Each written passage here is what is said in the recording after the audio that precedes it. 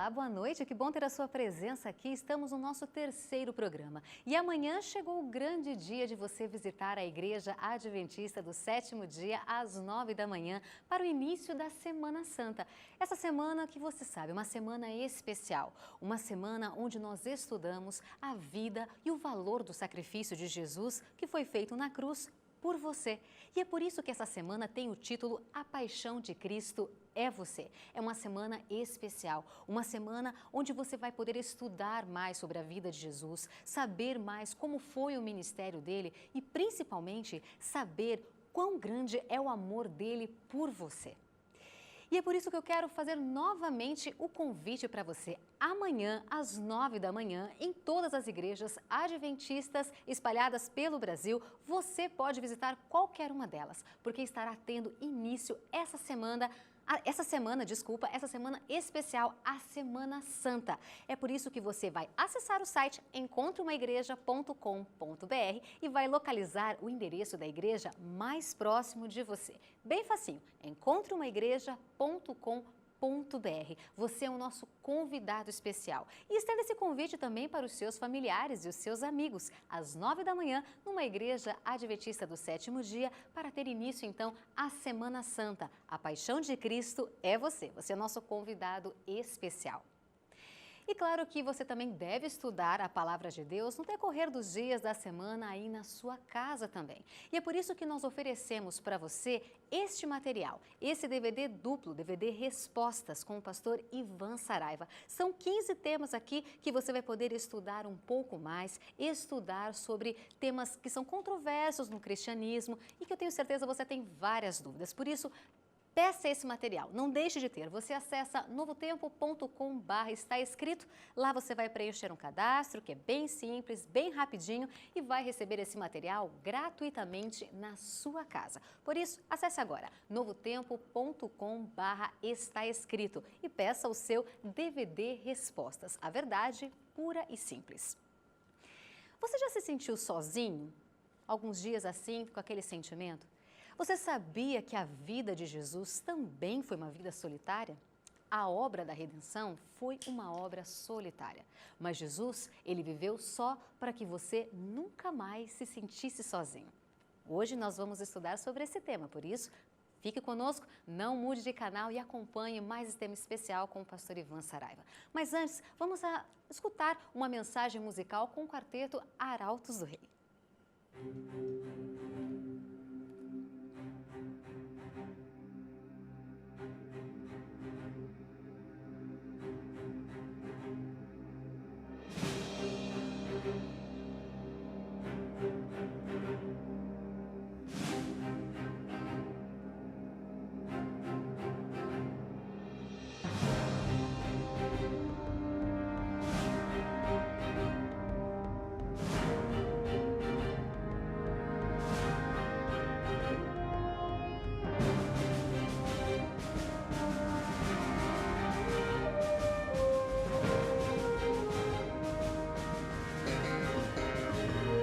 A seara está madura, o verão já terminou. Cristo tem na mão a foice, o fim chegou. Lá no céu, no santuário, já não há intercessor. Cristo vem julgar o mundo, vem juntar os que são seus.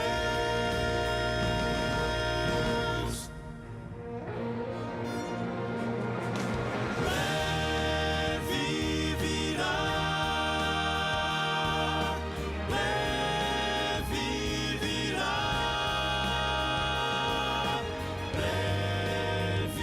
Jesus voltará.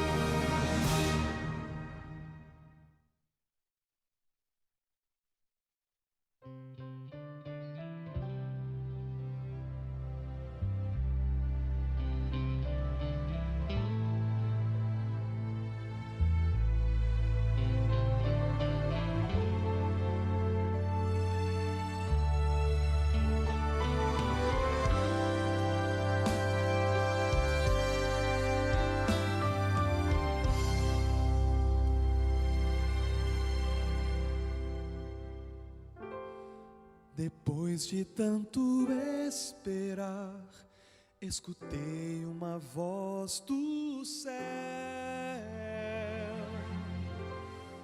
tão forte como um trovão, como águas a jorrar. Não tinha como duvidar, podia ouvir o coro cantar, e um anjo apareceu, e então sorriu pra mim. Mal posso esperar pra herdar então meu lar, conforme a promessa pela qual lutei, rever os meus amados que em Cristo descansarão, e ao grande coro quero me unir e juntos celebrar Jesus.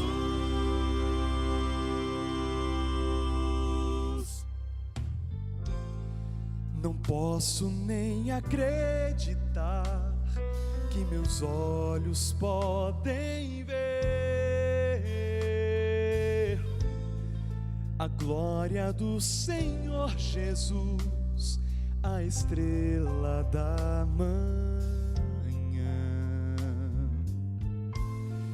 Vestida a noiva já está, com as puras vestes dos santos, a espera terminou, meu nome Deus chamou. Mal posso esperar pra entrar então meu lar, conforme a promessa pela qual lutei, rever os meus amados que em Cristo descansarão, e ao grande coro quero me unir e juntos celebrar Jesus.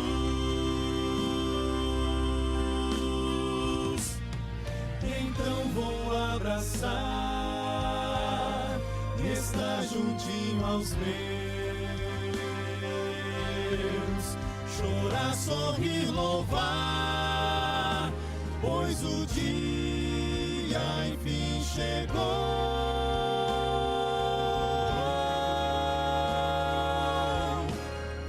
Mal posso esperar pra herdar então meu lar, conforme a promessa pela qual lutei, rever os meus amados que em Cristo descansarão, e ao grande coro quero me unir e juntos celebrar Jesus.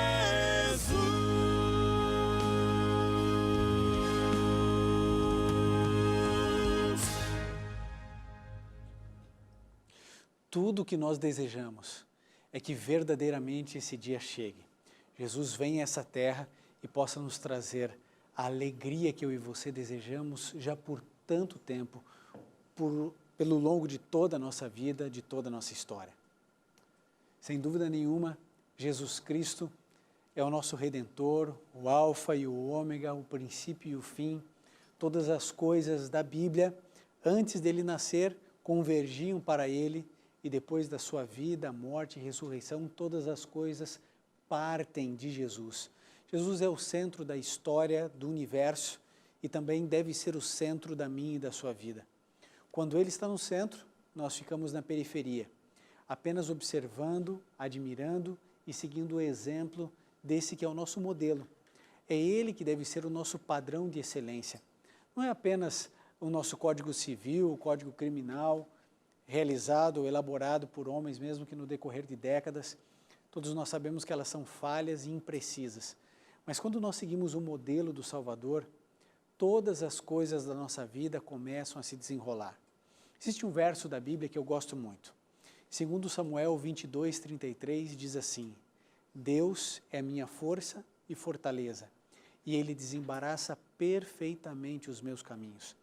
Todas as vezes que eu lembro desse verso da Bíblia, eu imagino a minha vida assim, cheia de nós que eu mesmo criei, alguns deles cegos, difíceis de desatar, mas eu também imagino Jesus colocando todos esses nós, tirando cada um deles, arrumando, aplainando o meu caminho e mostrando exatamente como eu devo proceder. Quando a gente sabe o segredo de viver, as coisas ficam mais simples, mais fáceis. E isso a gente consegue em comunhão com Jesus. À medida que eu e você vamos buscando o nosso Senhor Jesus Cristo, nosso coração vai sendo liberto, limpo. Parece que a água limpa vai caindo nesse balde de água suja e então vai se transbordando e a água suja vai indo embora e a nossa vida vai ficando mais leve, mais limpa, mais próxima daquilo que você deseja e que eu também. É por isso que a TV Novo Tempo está com esse projeto tão lindo que antecede a semana, talvez uma das semanas mais importantes de todo o ano, que é a Semana Santa. Então nós já estamos na última mensagem, no último programa que antecede essa semana tão especial para todos nós, que relembramos a vida, o sacrifício, a morte, a ressurreição e a ascensão de Jesus Cristo. Por isso, eu e você já temos um compromisso amanhã.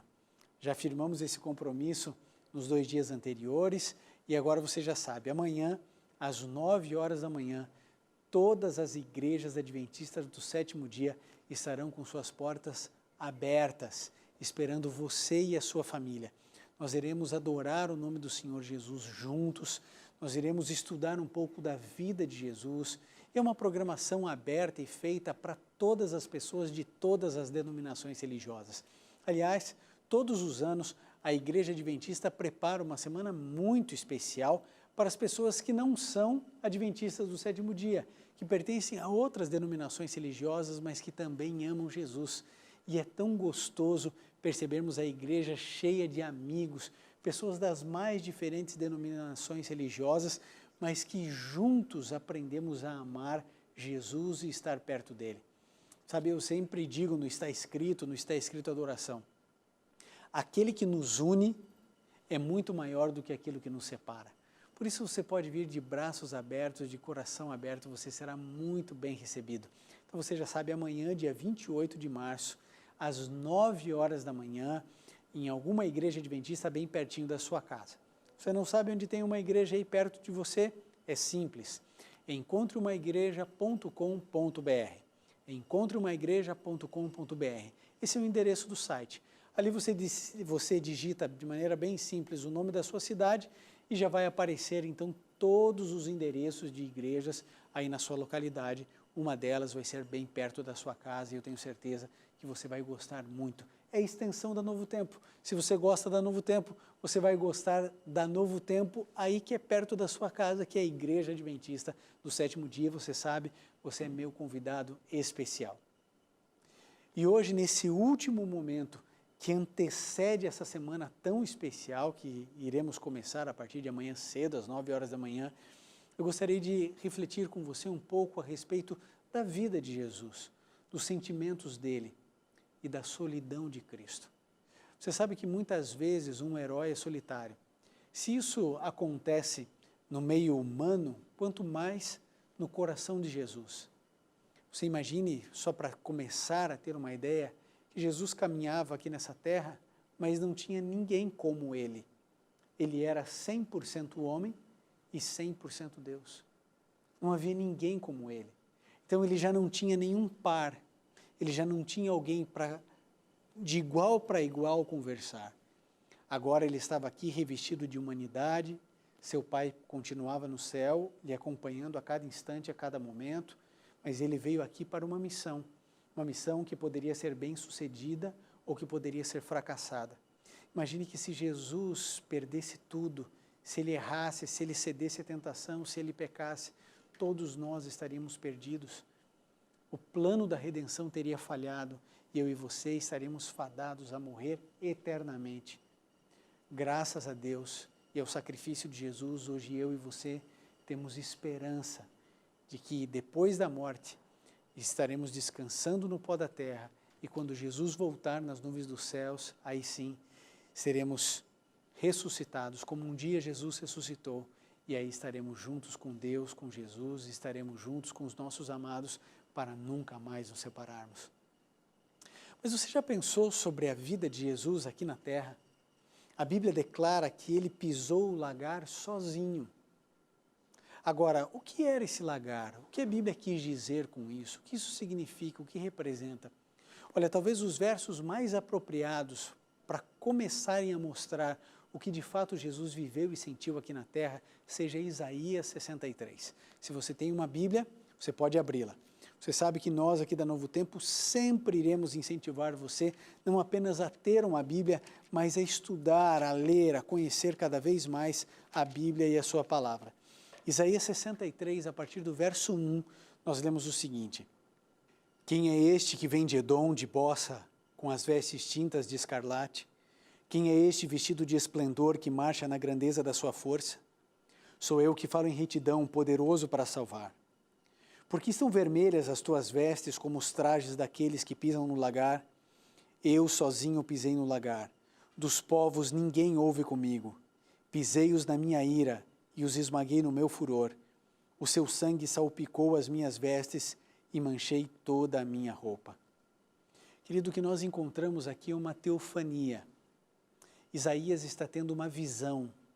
E para você entender o contexto e o que isso tem a ver com Jesus e com sua vida aqui, você precisa entender todo o contexto e o que está acontecendo. Aparentemente, a gente não entende o que Isaías está querendo dizer, mas você vai descobrir que fala exatamente a respeito de Jesus. A primeira coisa que você precisa lembrar era quem eram os edomitas e o que era Edom. Os edomitas, eles eram parentes do povo de Israel. Eles eram descendentes de Esaú, irmão de Jacó. Os edomitas se demonstraram um dos povos que mais perpetuou a inimizade junto ao povo de Israel. Quando o povo de Israel se libertou do Egito pelo poder de uma mão, de uma destra firme, da destra de Deus e sob a orientação de Moisés, o livro de Êxodo ele vai relatando o desejo de Israel de passar pelas terras dos edomitas, mas eles negaram isso ao povo de Israel, porque eram inimigos do povo de Deus desde aquela época. E eles então tiveram que dar uma volta e aí então encontraram a barreira do Mar Vermelho. Historicamente, os edomitas sempre trouxeram problemas ao povo de Israel. Os edomitas, eles historicamente também nunca foram derrotados em nenhuma guerra, em nenhuma batalha, em situação alguma. Nunca haviam sido derrotados. A única vez que eles foram derrotados, eles foram dizimados. A razão da força dos edomitas era porque suas cidades, elas eram cravadas nas rochas, nos desfiladeiros. Então, em cada abertura havia uma emboscada para o povo inimigo e as casas deles eram literalmente feitas na rocha, cravadas, esculpidas nas rochas. E Bosra era a capital de Edom, o lugar mais protegido, mais escondido, o lugar mais guardado, impenetrável. Ali era a capital de toda essa nação. Então, nós encontramos um ser, Isaías percebe nessa visão. Ele vê um ser, ele não sabe quem é esse ser, mas esse ser vai à terra do inimigo. Isaías não sabe quem é e por isso faz a pergunta. Por isso ele diz, quem é este que vem de Edom? Perceba, na visão ele não encontra o ser em Bossa, nem indo para Edom, mas voltando de Bossa, da capital, do lugar mais secreto e seguro de toda a nação. Esse ser, ele volta desse lugar e diz assim, as vestes dele estão manchadas de vermelho. As vestes estão manchadas, mas olha só que interessante, embora esse ser esteja voltando de uma guerra, porque ele estava vindo da terra do inimigo, a Bíblia declara que ele está vestido de esplendor e que marcha na grandeza da sua força. Não é estranho isso? As cenas que eu e você vemos de guerra, é o soldado vindo cambaleando, todo esfolado, ferido, sofrendo, cansado, boca seca. Aqui não. Esse ser, seja ele quem for, Isaías vê, ele sabe de onde vem, mas vê que esse indivíduo marcha com força, com esplendor, com glória. Ele não sabe quem é, por isso ele pergunta, quem é este que vem de Edom? Parece que ninguém sabia que alguém havia ido à terra do inimigo, muito menos batalhado contra o inimigo, e muito menos vencido o inimigo. Quem teria essa capacidade? Quem teria esse nível de articulação bélica para poder invadir, entrar, vencer, destruir e sair dali mais forte do que quando entrou? Ninguém responde. Ninguém sabe. Aqui a visão apresenta um silêncio e porque ninguém responde, o próprio ser fala. E esse ser declara, sou eu que falo em retidão, poderoso para salvar. Quem era poderoso para salvar? Quem seria poderoso para falar com retidão? Aqui Isaías entende que esse ser era Cristo. Ele já se declara, sou eu sou. E aí então Isaías começa a entender que tudo aquilo era uma ilustração de algo muito maior, algo muito mais profundo do que a destruição dos edomitas. Ele começa a entender algumas coisas, outras ele não entende, por isso ele torna a perguntar, agora para ampliar a compreensão a respeito da visão. E no verso 2, o profeta pergunta, por que estão vermelhas as tuas vestes, como os trajes daqueles que pisam no lagar? Mais uma vez, a atenção do profeta é voltada para as roupas desse ser. Ele já sabe que aqui a visão apresenta o Messias, Jesus, mas ele não entende por que as vestes estão todas manchadas. E ele faz uma comparação. Na época em que Isaías vivia, existiam os lagares. Eles eram muito mais comuns do que eu e você podemos imaginar. Você pode imaginar no deserto a falta ou a escassez da água, o que significava, por exemplo, puro suco de uva. Era a bebida talvez mais deliciosa, fresca, apreciada por todos. E havia espaço para os grandes lagares. Aliás, os lagares, na sua absoluta maioria, eram tão grandes que era impossível um indivíduo pisar o lagar sozinho. O lagar eram aqueles grandes tonéis, onde depois da colheita da vindima, da colheita da uva, as uvas eram ali colocadas, e aí então as pessoas, famílias inteiras, eram reunidas e pisavam uvas no lagar. Só que quando a uva era pisada, o suco da uva também salpicava toda a roupa daqueles que estavam no lagar. A atividade de pisar o lagar sozinho, pisar o lagar não era uma atividade de alguém fazê-lo sozinho. Precisava ter a coletividade. Aliás, se pisava o lagar ao som de música, de festa, era momento de colheita, de fartura, de prosperidade. E aí então, o profeta diz assim, olha, parece que você pisou o lagar. Você está com a roupa toda salpicada de vermelho. E aí então Jesus responde ao profeta Isaías. No verso 3 ele diz, eu sozinho pisei o lagar. Dos povos ninguém houve comigo. Pisei-os na minha ira e os esmaguei no meu furor. O seu sangue salpicou as minhas vestes e manchei toda a minha roupa. Jesus pisou o lagar sozinho. Só ele. Você acha que a adolescência de Jesus foi uma adolescência simples e fácil? Você acha que Jesus tinha grandes amigos, amigos de infância? Querido, Jesus era puro, suas intenções eram puras, sua mente era pura, suas atitudes eram irrepreensíveis. Você acha que esse tipo de estrutura afasta ou aproxima pessoas? Talvez em algum momento, em uma situação, possa aproximar, Mas na fase da juventude, na fase da adolescência, você pode ter certeza que muito mais afasta do que aproxima. Eu me lembro de ter assistido um filme que consegue talvez retratar, obviamente que é apenas uma ilustração, uma ficção, não há nenhum relato bíblico a respeito disso, mas que consegue traduzir o que eu quero dizer para você nesse momento. Esse filme mostra Jesus pequeno. Ele deveria ter ali seus 10, 11 anos. E Jesus está caminhando ali nas vielas de Nazaré. E de repente, entrando em um beco, ele vê um grupo de meninos batendo em outro garoto. E sabe o que Jesus, menino, faz? Ele vê um menino no chão, corre para levantar o menino, levanta o menino, a boca do menino está sangrando. No filme, Jesus passa a mão na boca do menino e o sangue desaparece. Parece que a dor também vai embora e o olhar do menino se enche de alegria e de esperança. Logo o olhar do menino se perde ao ver o ódio dos outros garotos e ele sai correndo. E agora a raiva dos outros meninos, das outras crianças se volta para Jesus. E aí então eles começam a bater em Jesus. E Jesus cai.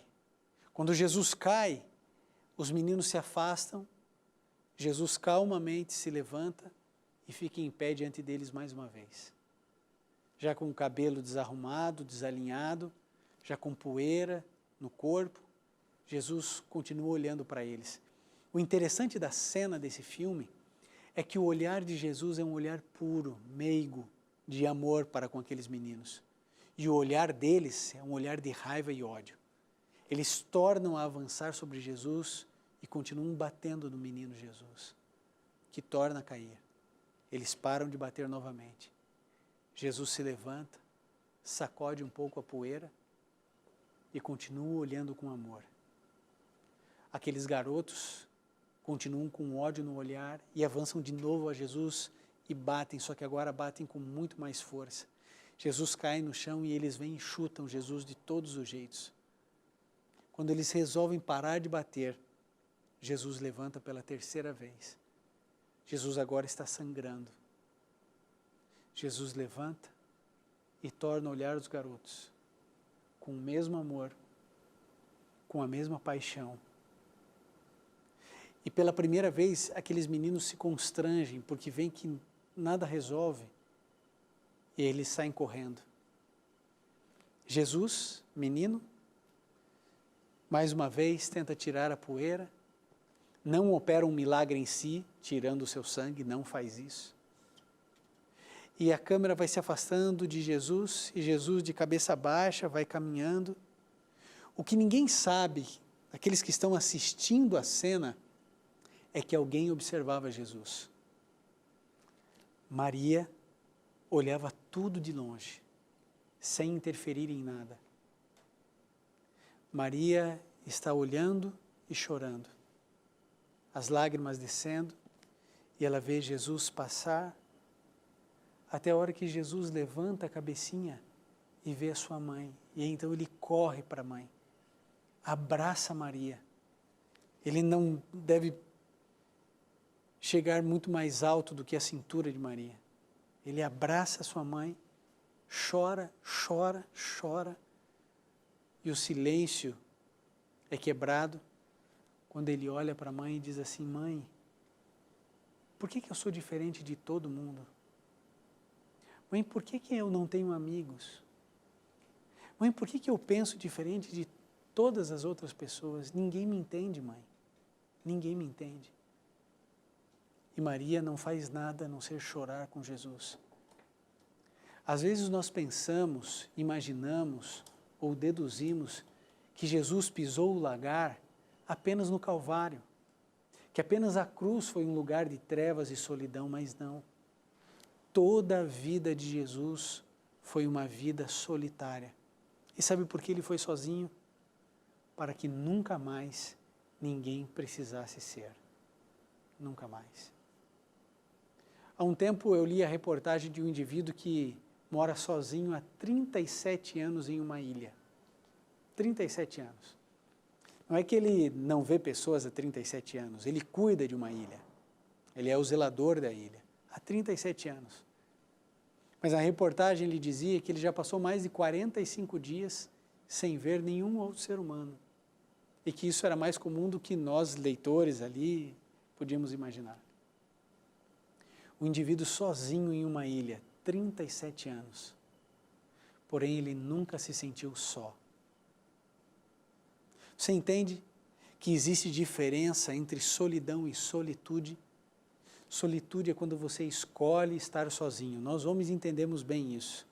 É quando a gente vai para a nossa caverna e a gente precisa ficar lá, sem falar com ninguém, e a gente se resolve internamente quando a gente tem esse período. Isso é solitude.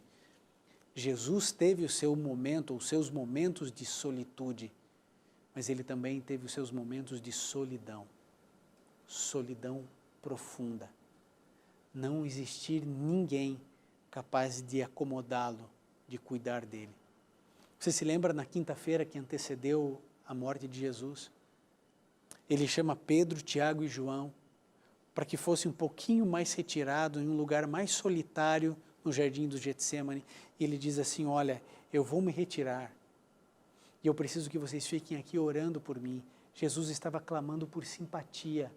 Ele precisava de um ombro amigo, ele precisava de apoio, era um momento crucial na vida dele, a ponto dele suar gotas de sangue.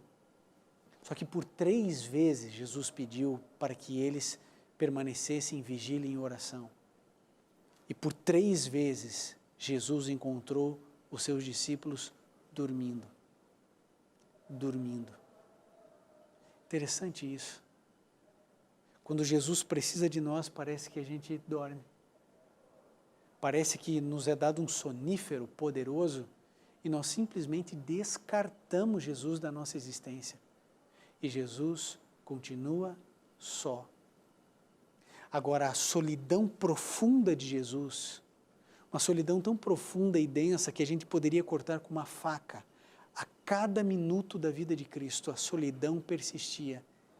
Ele viveu isso e passou esse lagar e pisou nesse lagar, para que você que está assistindo essa programação pudesse entender que a maior paixão de Cristo é você.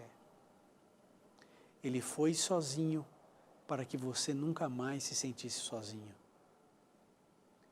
Jesus ama você. Ele conhece você.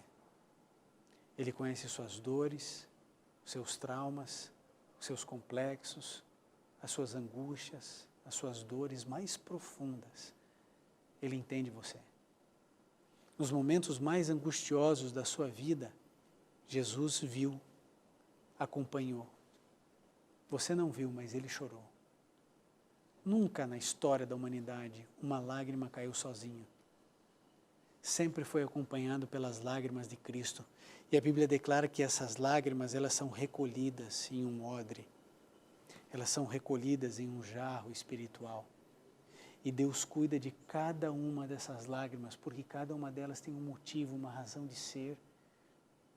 Você acha que verdadeiramente eu e você sofremos aqui na terra e Deus simplesmente fica observando de longe, sem ter muito o que fazer, sem ter muito o que sentir?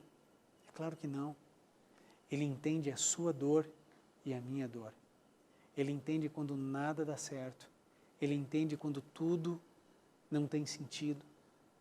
Mas Ele olha para você e para mim e diz, calma, eu conheço todas as coisas, eu posso explicar para você o inexplicável. Eu posso fechar qualquer ferida que tenha sido aberta. Eu posso curar, eu posso tornar isso uma cicatriz e eu posso tirar a cicatriz. É isso ou nisso que eu e você precisamos crer e acreditar. Mas para que a gente possa confiar, a gente precisa conhecer. A gente não consegue confiar em quem a gente não conhece. E a gente só conhece quando a gente passa tempo com Jesus. É por isso que a Novo Tempo e o Está Escrito oferecem para você gratuitamente um curso bíblico, para você se aprofundar nos conhecimentos bíblicos. Ele é um estudo bíblico em formato de DVD, é um DVD duplo, certo? E ele é gratuito para todas as pessoas de todas as denominações religiosas. Esse DVD tem 15 temas importantíssimos que mostram assuntos que são impopulares e aparentemente polêmicos, temas que o cristianismo prefere não tratar, prefere deixar de lado, porque realmente são complexos em um primeiro momento, mas você verá que a Bíblia torna aquilo que é complexo em algo simples para que você possa entender. Isso aqui é um presente para você, não é venda, nós não vendemos esse material, não é sorteio, nós não sorteamos esse material, é um presente para todos os telespectadores do Brasil. Então é muito simples e muito fácil. Você entra no nosso site, novotempo.com/está escrito. Ali tem um formulário, você vai clicar, está escrito peça o seu curso bíblico, você clica e você vai pedir o seu curso bíblico. Ele é gratuito, você vai colocar ali o seu endereço e nós vamos enviar para você. Interessante, uma televisão que se preocupa em doar, dar salvação às pessoas. Não é venda, não é troca, não é escambo, nós entregamos e doamos. Sabe, ao longo do meu ministério, viajando com o Quarteto Arautos do Rei, de vez em quando alguém diz assim, olha pastor, eu pedi só para ter certeza, só para ver se era verdade que a gente ia receber isso. E quando eu recebi, eu disse, essa é uma igreja séria. Você pode ter a certeza e pode fazer o teste. Você faça o seu pedido e vai chegar gratuitamente aí na sua casa, sem custo de envio, nada. É um presente da Novo Tempo para você. E por que a gente faz isso? Porque a gente entende que conhecer Jesus é a solução de todos os problemas. Eu não vou solucionar seus problemas, muito menos a Novo Tempo, mas Jesus vai. Por isso a importância de apresentarmos Jesus como a única solução viável para o mundo e para você, para a sua casa e para a sua família. Agora, a solidão de Jesus, ela também passou pelo Calvário. Você quer acompanhar Mateus 27, 46. Aqui nós encontramos talvez o momento mais solitário de Jesus. Mateus 27, o verso 46. A Bíblia declara o seguinte, por volta da hora 9, exclamou Jesus em alta voz, Eli, Eli, lema sabachthani, que quer dizer, Deus meu, por que me desamparaste? Esse foi o horário mais triste da vida de Jesus aqui na terra, superando o Getsêmani, superando os escárnios, o espancamento, a coroa de espinhos, superando tudo. Esse é o momento onde Jesus tem a mais plena convicção de que está só, porque o Pai, nesse momento, dá as costas para Jesus. Tem ideia do que é isso?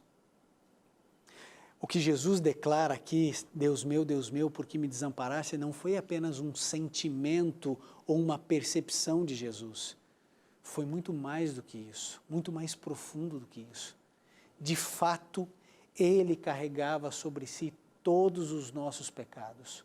Os seus pecados e os meus pecados estavam todos naquele momento sobre Jesus. E como os pecados fazem separação entre nós e o nosso Deus, os nossos pecados estavam fazendo separação entre o Pai e o Filho. E pela primeira vez, Jesus sente o desagrado do Pai. Jesus sentiu o que os ímpios irão sentir quando serão destruídos. Porque quando Jesus morre, querido, ele morre a segunda morte, ele morre a morte eterna. O que toda a raça humana passa e vive é a morte do sono, é a primeira morte. A morte eterna é a segunda morte. Jesus morre a morte eterna, porque ele precisava nos salvar da morte eterna. E aí então ele recebeu todo o desagravo do Pai, toda a desaprovação do Pai em função dos pecados.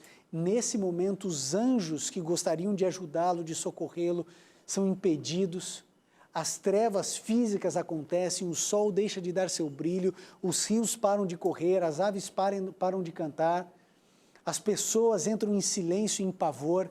Jesus está mais do que nunca sozinho, pisando profundamente o seu lagar.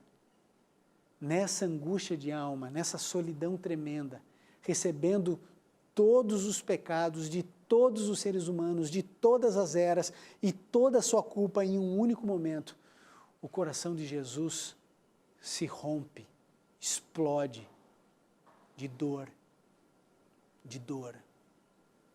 solidão, desaprovação do Pai, não pelo seu sacrifício, mas porque agora ele literalmente carregava sobre si as nossas dores, as nossas iniquidades, ele carregou naquele mesmo momento.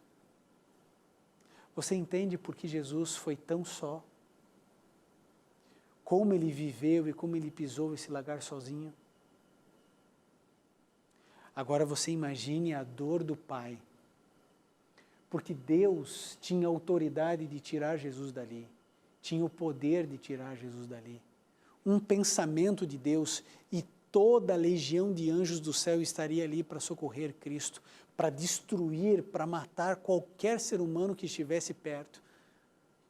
No entanto, Deus se resignou ao plano que Ele mesmo forjou. Ele permite que o seu Filho morra e morra eternamente, até que Ele mesmo restaure a sua própria vida. Tudo isso aconteceu para que você tivesse esperança, para que você entendesse que a razão do amor de Deus é a sua família, é a sua casa, é o seu lar.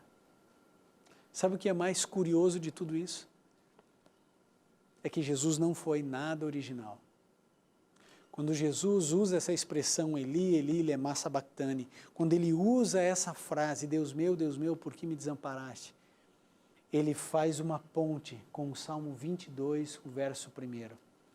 Ali, no Salmo 22, no verso 1, nós lemos exatamente isso. Deus meu, por que me desamparaste? Eu não sei se você conhece o Salmo 22, mas todo o Salmo 22 é a profecia de Jesus morrendo na cruz do Calvário. Jesus usa o Antigo Testamento, o Salmo de Davi, e em certo sentido, naquele momento, Davi estava ali. Porque o mesmo Espírito Santo que tocou no coração de Davi para que escrevesse aquelas frases, tocava agora na mente e no coração de Jesus, para que ele pudesse fazer essa ponte e mostrar para todos nós que tudo o que estava acontecendo estava predito, escrito. Jesus não foi assassinado.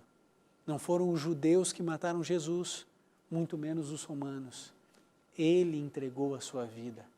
Tudo o que aconteceu na vida de Jesus havia sido profetizado, mostrando a você e a mim que Ele está no comando de tudo, no comando da vida de todas as pessoas.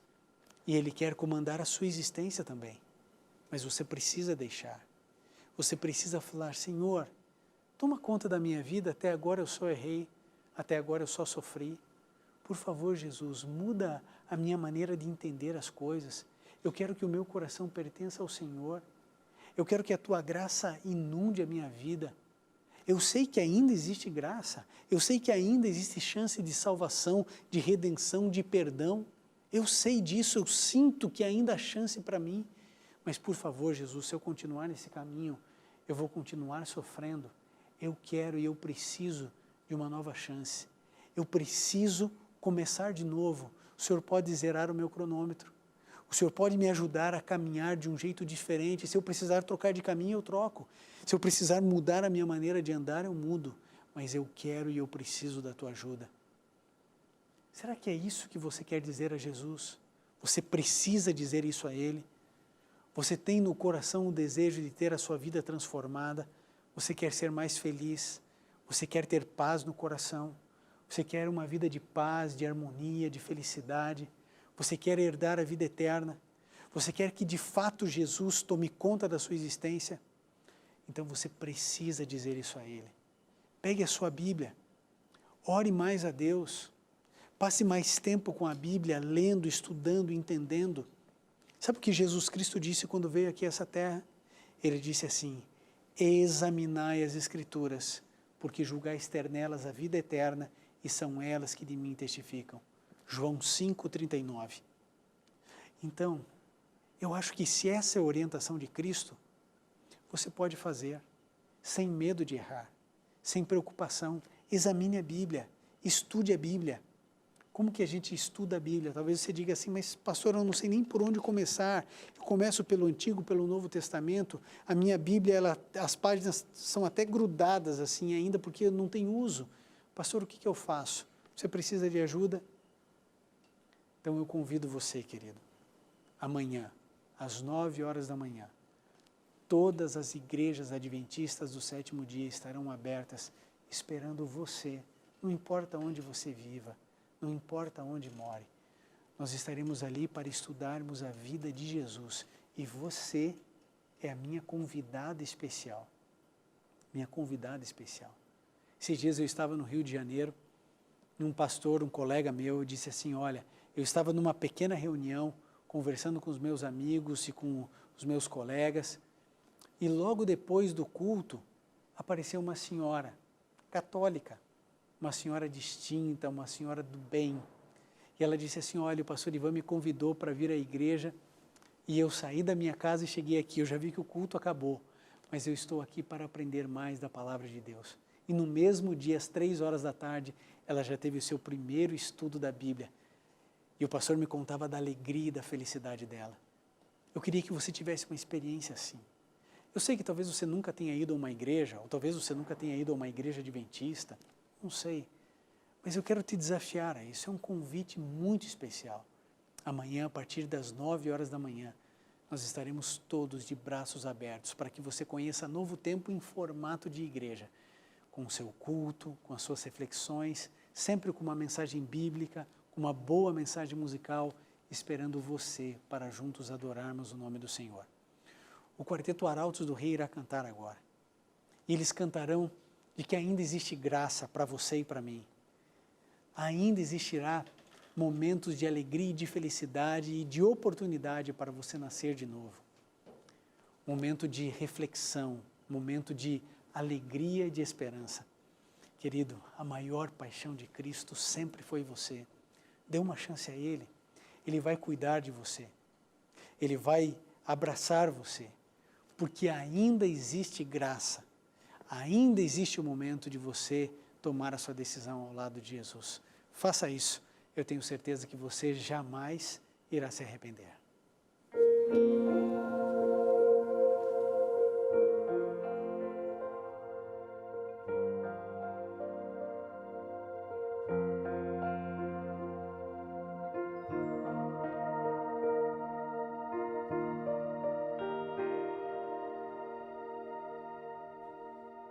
No céu há uma porta que ainda está aberta pelo intercessor, mas não vai demorar. O livre acesso para o céu vai se fechar. Jesus, a própria graça, em breve vai se levantar. Então irá falar: consumado está.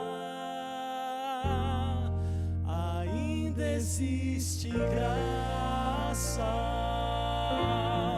ainda existe salvação. Só pela intercessão no céu, a porta não fechou. A porta não fechou. Jesus no santuário está e espera a sua decisão, pois breve o conflito findará e o céu selado estará.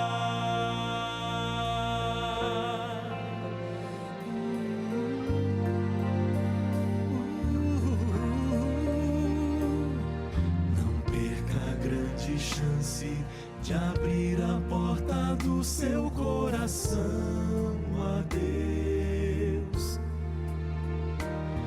Jesus só vai bater. Sem sua permissão ele não vai entrar. Não deixe deixe de ouvir o Espírito de Deus falar. Somente Ele tem a chave de Davi. Ainda existe graça, ainda existe salvação. Só pela intercessão no céu a porta não fechou. Jesus no santuário está e espera a sua decisão, pois breve o conflito findará e o céu selado estará. A porta já está se fechando, por isso não demore mais. Siga para a luz e deixe as trevas, pois logo a grande esperança vai raiar. Ainda existe graça,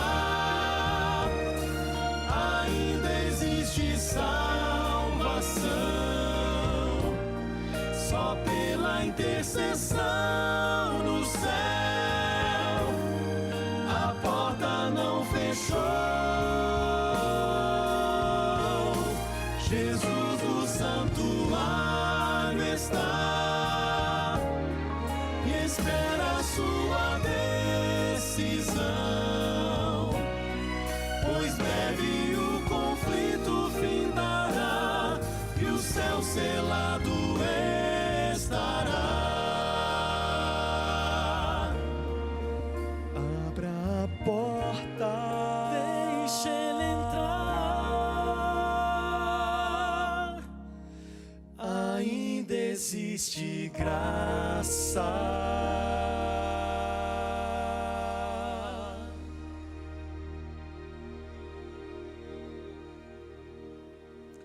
Ainda existe graça para você e para mim, para todos nós.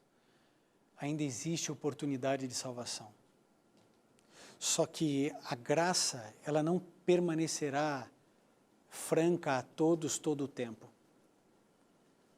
Imediatamente antes de Jesus voltar a essa terra, um pouco antes dele voltar, a porta da graça se fechará. O justo continuará fazendo aquilo que é reto e correto.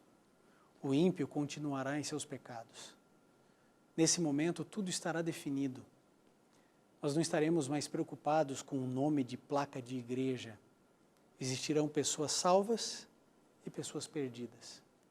Pessoas que seguiram a Bíblia e pessoas que talvez até admiravam a Bíblia, mas nunca obedeceram. Pessoas que tinham Bíblia em casa, mas que não liam. Pessoas que até não colocavam nenhum objeto em cima da Bíblia como sinal de respeito, mas nunca respeitaram o Deus da Bíblia. Pessoas que usavam corrente com uma cruz, simbolizando uma proteção ou uma devoção que nunca tiveram.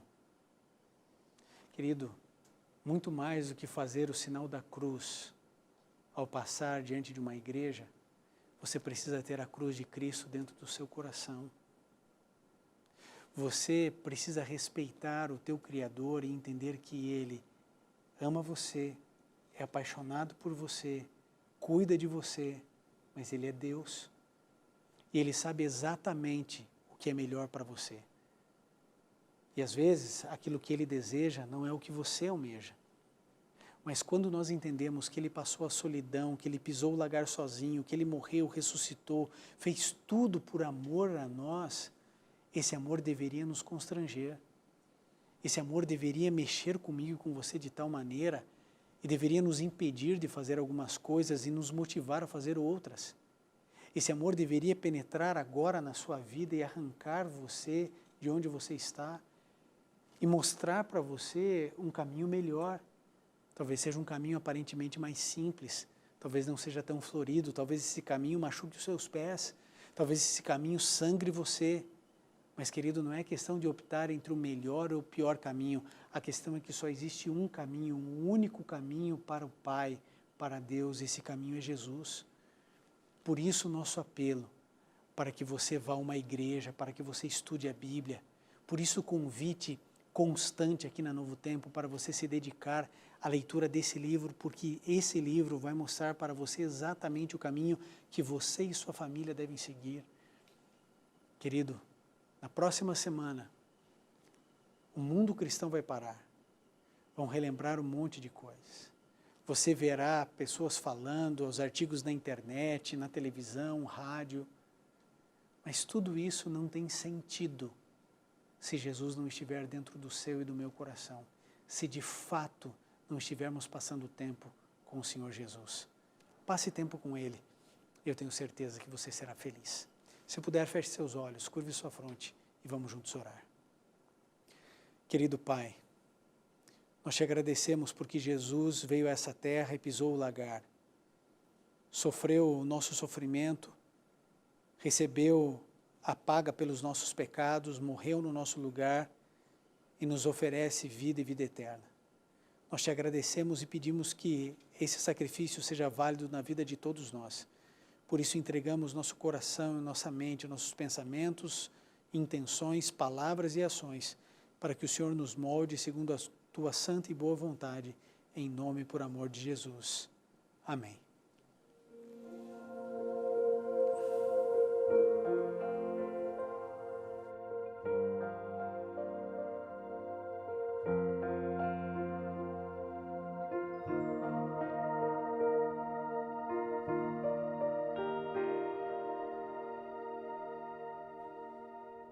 No céu